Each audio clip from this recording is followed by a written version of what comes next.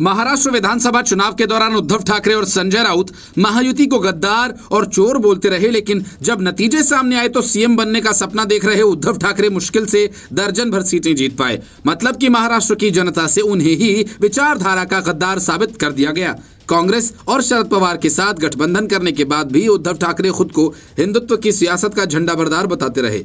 इतना ही नहीं, वे ये भी कहते रहे कि उनका हिंदुत्व नागपुर वाला नहीं बल्कि खाने कमाने वाला है। अब लगता है कि जनता ने उन्हें यह भी समझा दिया कि आखिर हिंदुत्व किसको कहते हैं और सीएम बनने के लिए विचारधारा को ठोकर मारकर रातों रात सेक्युलर बनने की सजा क्या होती है। अब उद्धव ठाकरे महाराष्ट्र की सियासत में एक तरह से हाशिए पर चले गए हैं। ऐसा ही हाल शरद पवार का भी हुआ है। उद्धव ठाकरे और शरद पवार दोनों के सामने अब खुद को बचाए रखने की बड़ी चुनौती होगी। बीजेपी और एनडीए को जैसी छप्पर फाड़ जीत मिली है, उसके बाद इन दोनों पार्टियों में भगदड़ मचना तय है। माना जा रहा है कि पवार और उद्धव ठाकरे के कई सांसद जल्द ही पाला बदल सकते हैं और यही वजह है कि संजय राउत ने सिरे से ही नतीजों को ठुकरा दिया और रिजल्ट मंजूर नहीं किया। संजय राउत ने कहा कि यह फैसला जनता का नहीं हो सकता, महाराष्ट्र की जनता गद्दार नहीं। संजय राउत ने कहा कि चुनाव रिजल्ट के पहले कुछ गड़बड़ किया गया है। उन्होंने गौतम अडानी केस का भी जिक्र किया। उन्होंने मांग की है कि बैलेट पेपर से फिर महाराष्ट्र चुनाव करवाए जाए। संजय राउत ने चिड़चिड़ेपन में प्रेस कॉन्फ्रेंस की और खूब भड़के। संजय राउत ने कहा कि आपने ऐसा रिजल्ट दिया, इस राज्य की जनता को बेईमान बना दिया। संजय राउत ने कहा कि महाराष्ट्र के लोग बेईमान नहीं, हमें नतीजे कबूल नहीं, ये जनता का फैसला नहीं, जनता को भी ये फैसला कबूल नहीं, ये जनता का निर्णय नहीं। उन्होंने पूछा कि क्या महाराष्ट्र में संभव है कि एकनाथ शिंदे को महाराष्ट्र में 60 सीटें मिल जाए, अजीत पवार को 40 सीटें मिल जाए, क्या यह संभव है? बीजेपी को 125 सीटें मिल रही हैं, यह संभव नहीं है। संजय राउत ने कहा कि बीजेपी को मालूम था महाराष्ट्र रिजल्ट किस दिशा में जा रहा है, इसलिए 2 दिन पहले गौतम अडानी के खिलाफ अरेस्ट वारंट हो गया। गौतम अडानी पर केस हो गया। 200 करोड़ की रिश्वत का केस, बीजेपी की पोल खुल गई। गौतम अडानी, अमित शाह, मोदी, देवेंद्र फडणवीस, एकनाथ शिंदे, अजीत पवार, ये सब एक हैं। उसके ऊपर से ध्यान हटाने के लिए यह कपट किया गया। संजय राउत ने कहा कि मुंबई को गौतम अडानी की जेब में जा रहा है और हमने इसका विरोध किया, इसलिए ये सब किया गया।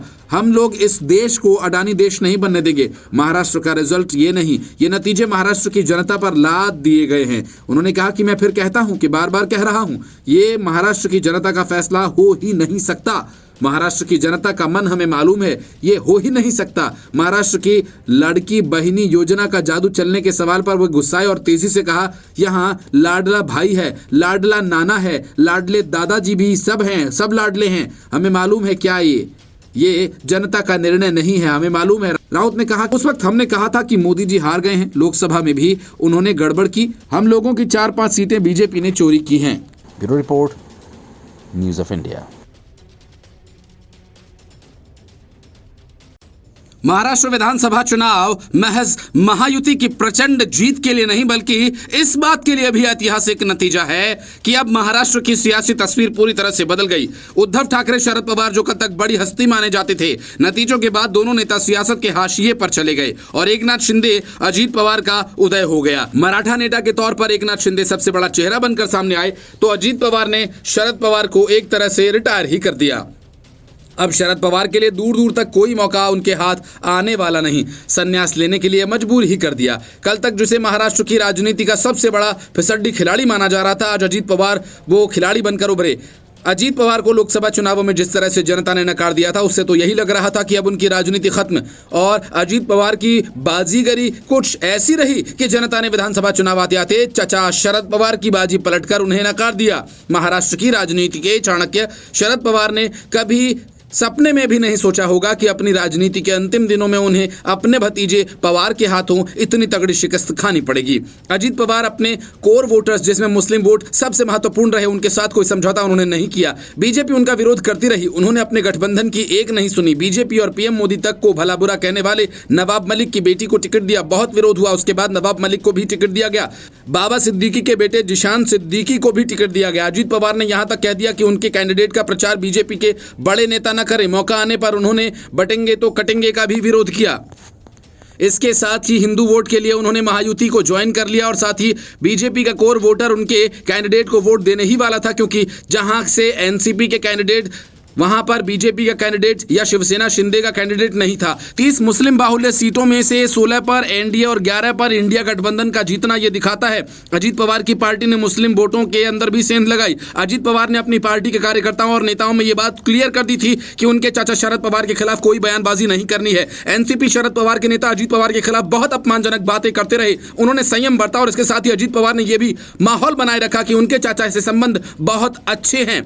बहुत राजनीतिक विश्लेषक इस भ्रम में रहे कि हो सकता है चाचा भतीजे एक रणनीति के तहत सारे राजनीति कर रहे हो। बीच बीच में कई बार चाचा भतीजा की मुलाकात भी हुई और इससे संदेश गया कि चाचा ने ही अजीत पवार को एनडीए में प्लांट किया। और अजीत पवार ने यह कहकर एक बार फिर गुगली फेंक दी कि 2019 में वे एनसीपी छोड़कर बीजेपी के साथ गए थे तो उसमें शरद पवार की भूमिका थी। यहां तक कह दिया कि इस मीटिंग में उद्योगपति गौतम अडानी भी शामिल हुए थे। और इन सब बातों को देखते हुए जनता को यह लगा कि पवार परिवार की विरासत अजीत को ही संभालनी है। और अजीत पवार ने अपने समर्थकों से नारा दिलवा दिया कि अजीत दादा राज्य में सुप्रियता आई केंद्र में। लगता है ये नारा भी काम कर गया। आम लोगों में संदेश गया कि पवार फैमिली के उत्तराधिकारी की लड़ाई राज्य की राजनीति अजीत पवार करें और केंद्र की राजनीति शरद पवार की बेटी सुप्रिया सुले करें। अजीत पवार लगातार ये भ्रम बनाए रखे कि महायुति गठबंधन में अपनी शर्तों पर हैं, जरूरत पड़ी तो कभी भी वे एमवीए में जा सकते हैं।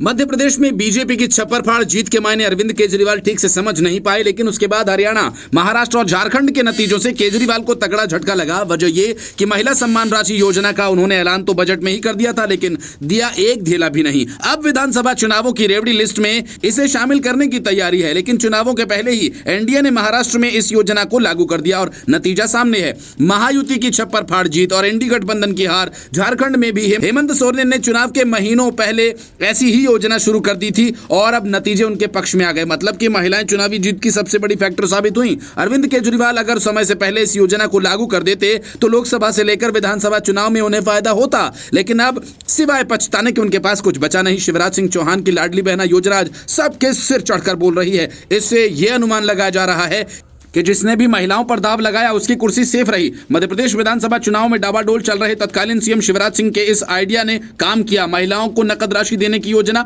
इलेक्शन से ठीक पहले मुख्यमंत्री लाडली बहना योजना को लॉन्च किया। नतीजा यह रहा कि शिवराज सिंह चौहान न सिर्फ चुनाव जीते बल्कि ज्यादा मजबूत स्थिति में बनकर उभरे। इसी दौरान राजस्थान और छत्तीसगढ़ की सरकारों ने ऐसे किसी आइडिया पर काम किया नहीं और सब कुछ ठीक रहते हुए रिजल्ट बिल्कुल उलट आए। मध्य प्रदेश की लाडली बहना योजना से सीख लेते हुए महाराष्ट्र की एकनाथ शिंदे सरकार ने लाडली बहनी योजना शुरू की और झारखंड की हेमंत सोरेन सरकार ने मैया सम्मान योजना लॉन्च की और दोनों ही योजनाओं में महिलाओं को हर महीने एकमुश्त नकद राशि देने की गारंटी दी गई। खास बात यह कि दोनों ही योजनाएं चुनाव से ठीक पहले शुरू की गई और कहा जा रहा है कि इसी का नतीजा कि दोनों ही राज्यों में महिलाओं का एकमुश्त वोट सत्ताधारी पार्टियों को मिला और इसका नतीजा महाराष्ट्र में एकनाथ शिंदे और झारखंड में हेमंत सरकार अपनी कुर्सी बचाने में कामयाब रहे। और ऐसी बात नहीं है कि मध्य प्रदेश, झारखंड, महाराष्ट्र में विपक्षी पार्टियों ने ऐसी योजना को अपने चुनावी घोषणा पत्र में शामिल नहीं, मगर महिलाओं ने सत्ता दल पर भरोसा जताया और मध्य प्रदेश में 1000 महीने से शुरू हुई ये योजना 2100 तक पहुंच गई है। कुछ घोषणा पत्रों में 2500 से 3000 तक का जिक्र किया गया, मगर महिलाओं ने मौजूदा सरकार के वादे पर यकीन किया, लिहाजा एक तरफा जीत सुनिश्चित हुई। महाराष्ट्र झारखंड के रिजल्ट को लेकर कहा जा रहा है कि इस जीत में सबसे बड़ा रोल लड़की बहिनी योजना का है और मैया सम्मान योजना का है। इस योजना के शुरू होने पर ही सरकार ने ऐलान कर दिया था कि विधानसभा चुनाव में तुरुप का इक्का साबित होगा। दोनों ही राज्यों में सत्ताधारी पार्टियों की ओर से इसका जोर शोर से प्रचार भी किया गया और इसके पहले कर्नाटक चुनाव में भी इस तरह की महालक्ष्मी योजना का असर देखा गया था। जिस तरह राजस्थान और छत्तीसगढ़ में कांग्रेस की सरकारें महिलाओं की ताकत को भांपने में चूक गई, उसी तरह कर्नाटक में बीजेपी की सरकार वुमेन पावर को पहचान नहीं पाई। Bureau report, news of India. Maharashtra विधानसभा चुनाव में शरद पवार, उद्धव ठाकरे, एकनाथ शिंदे और अजीत पवार सबके लिए करो या मरो जैसे हालात थे, लेकिन नतीजों की कसौटी पर इनसे ज्यादा राहुल गांधी को कसा जाना था, जिन्होंने हरियाणा में हुई अपनी दुर्गति से कोई सबक नहीं सीखा। लोकसभा चुनाव में महाराष्ट्र की 48 में से 30 सीटें जीतने के बाद कांग्रेस गठबंधन जमीनी हकीकत भूल गई। राहुल आरएसएस मुख्यालय नागपुर के रेशिमबाग में संविधान बांटने पहुंच गए, जिसके अंदर के पन्ने कोरे निकले। बीजेपी ने इसे लाल किताब बता दिया। राहुल को लगा कि संविधान, ओबीसी रिजर्वेशन और जाति जनगणना से लोकसभा में काम तो हो गया, विधानसभा की जीत तय है। आलम तो यह था कि कांग्रेस चुनाव के दौरान भावी सीएम पर भी चर्चा कर रही थी। जब रिजल्ट सामने आए तो पता चला कि महाराष्ट्र में इतिहास में कांग्रेस की ऐसी दुर्गति आपातकाल के बाद हुए चुनाव में भी नहीं हुई। इंदिरा गांधी की पार्टी ने तब 69 सीटें जीती थी, आज कांग्रेस 20 सीटें भी नहीं जीत पाई। अब तो चर्चा आम है, जब कांग्रेस फाइट टाइट की बात कहे तो समझिए बीजेपी प्रचंड बहुमत की तरफ है। महाराष्ट्र इलेक्शन रिजल्ट से पहले भी ऐसा ही लग रहा था और इसके कई कारण थे। मनोज जरांगे के मराठा आंदोलन के बाद माना जा रहा था कि मराठवाड़ा के इलाके में मराठा सरदार शरद पवार इनके वोट महाविकास आघाड़ी की ओर खींच ले जाएंगे और उधर राहुल गांधी विधानसभा चुनाव में लोकसभा वाला फॉर्मूला लेकर घूम रहे थे, संविधान को खतरा बता रहे थे, जीतने के बाद जाति जनगणना वादा कर रहे थे, ओबीसी रिजर्वेशन लिमिट बढ़ाने की वकालत कर रहे थे और साथ ही अडानी का रोना रो रहे थे। कांग्रेस खुद ही इस बात को भूल गई कि महाराष्ट्र में विधानसभा चुनाव हो रहे हैं, राष्ट्रीय मुद्दों से स्थानीय चुनाव नहीं जीते जा सकते। राहुल गांधी ने सीट शेयरिंग में तो जबरदस्त सौदा किया और कोटा 100 तक लेकर गए, लेकिन एजेंडा सेट करने में पीछे रह गए। दूसरी ओर अश्विनी वैष्णव, विनोद तावड़े, देवेंद्र फडणवीस, भूपेंद्र यादव लोकसभा की हार से सबक लेकर जमीनी मुद्दों पर फोकस कर रहे थे। प्याज एक्सपोर्ट से पाबंदी नरेंद्र मोदी सरकार ने हटाई, सोयाबीन किसानों के लिए फैसले लिए।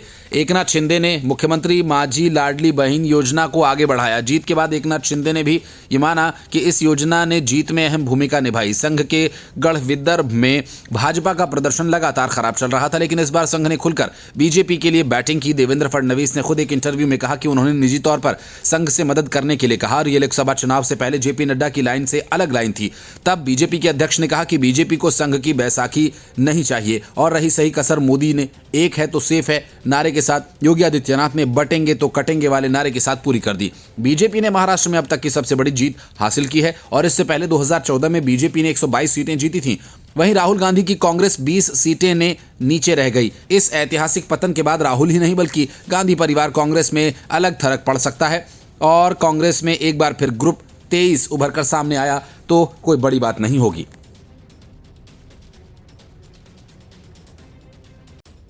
महाराष्ट्र में महायुति की ऐतिहासिक जीत और अब तक की कांग्रेस, शरद पवार और उद्धव ठाकरे की सबसे करारी हार ऐसे ही नहीं हुई। महायुति की जीत में माझी लड़की बहन योजना, बटोगे तो कटोगे जैसे नारे और हिंदुत्व कार्ड समेत कई चीजों ने बड़ी भूमिका निभाई, लेकिन एमवीए की इस करारी हार के लिए वे खुद ही जिम्मेदार हैं। महाविकास आघाड़ी ने खुद कई ऐसी गलतियां की जिससे उन्होंने अपने ही पैरों पर कुल्हाड़ी मार ली, जिन गलतियों की वजह से राहुल गांधी, शरद पवार और उद्धव ठाकरे की पार्टी की दुर्गति हो गई। देवेंद्र फडणवीस, एकनाथ शिंदे ने जब लाडली बहन योजना का ऐलान किया तो महाविकास आघाड़ी के नेता आलोचना पर उतर आए, सरकार को खूब सुनाया और इतनी बड़ी योजना, पैसा कहां से आएगा, महाराष्ट्र पर वैसे ही बहुत कर्ज है, कर्ज बढ़ाने वाली योजना है, पैसे से वोट खरीदना चाहते हैं, ऐसी कई तरह की बातें कही गई। लेकिन जब लगा कि ये योजना महिलाओं को पसंद आ रही है तो खुद एमवीए अपने घोषणा पत्र में महालक्ष्मी योजना लेकर आ गई। महायुति 1500 देने की बात कह रही थी तो वे 3000 देने का ऐलान करने लगे। लोगों को लगा कि इनके पास कोई प्लान नहीं है और ये देने वाले भी नहीं हैं। 2019 में जब उद्धव ठाकरे ने सीएम बनने के लिए बीजेपी से दगाबाजी कर शरद पवार और कांग्रेस के साथ सरकार बनाई थी, चुनाव जीतकर भी हार गए बीजेपी नेता देवेंद्र फडणवीस ने तब कहा था कि मेरी